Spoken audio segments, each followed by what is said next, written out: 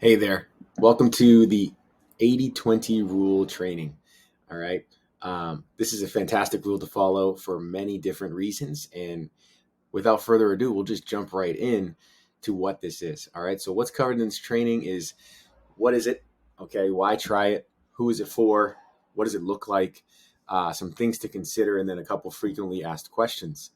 All right, so let's start with what is it? All right, it's what it sounds like. So we're going to eat a whole and minimally processed foods 80% of the time. And then you get to eat whatever you want, in moderation, of course, for 20% of the time. Okay, so why try this 80/20 rule? It's a simple approach to reframing how you approach weight loss or body recomposition goals and how you approach your eating habits in general. All right. So it's going to eliminate or help eliminate shame and guilt that many of us tie to our food choices.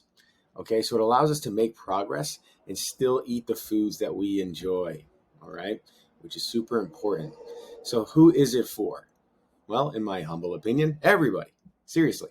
If you're someone who is simply looking to lose weight without taking over your life, you have to give this a try. All right. So even if your goal is to maintain your weight, this is a good rhythm to get into.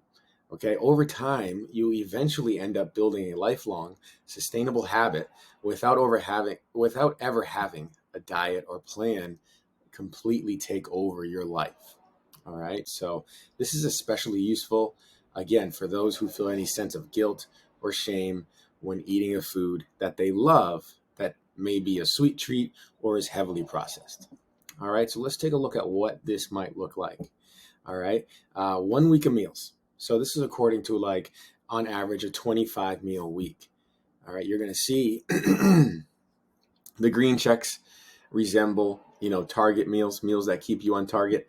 And then the red X's resemble or signify the meals in a week in which you decided to enjoy yourself a little bit or enjoy a treat that you enjoy. Okay. And then if we scroll down here, this is what a month would look like. Okay.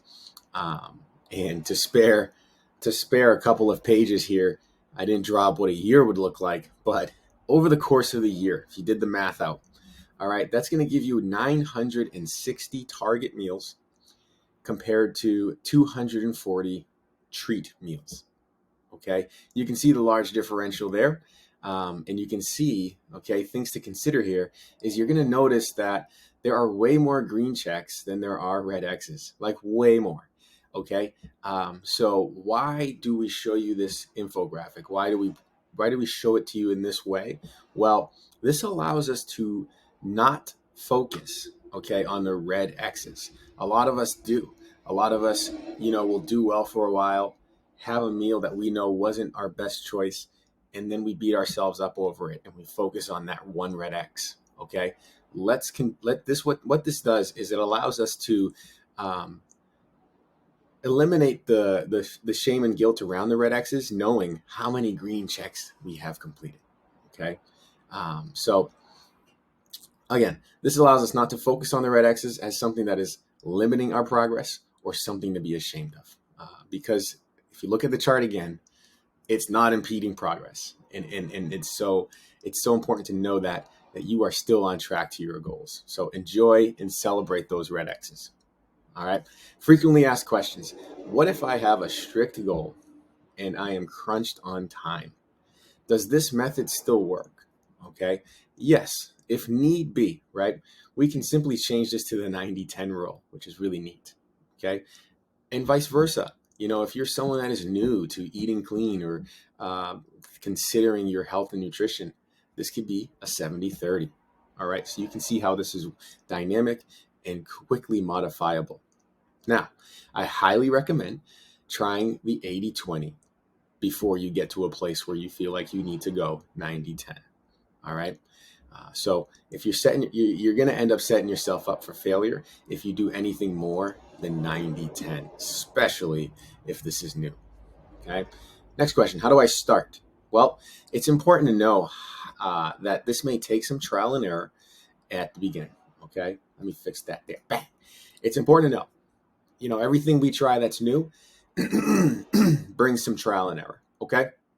But you'll need to first record roughly how many meals you have daily on average so that you can determine your weekly 80-20 split. All right, so that takes a little bit of food journaling just to figure out how many meals on average you're eating a week. I did this based off of a 25 meal week. You can do this based off of whatever your week looks like. All right, so hope this was helpful. If you have any questions at all about the 80-20, please feel free to reach out to me. But appreciate you tuning in, and that's your 80-20 rule. Give it a try.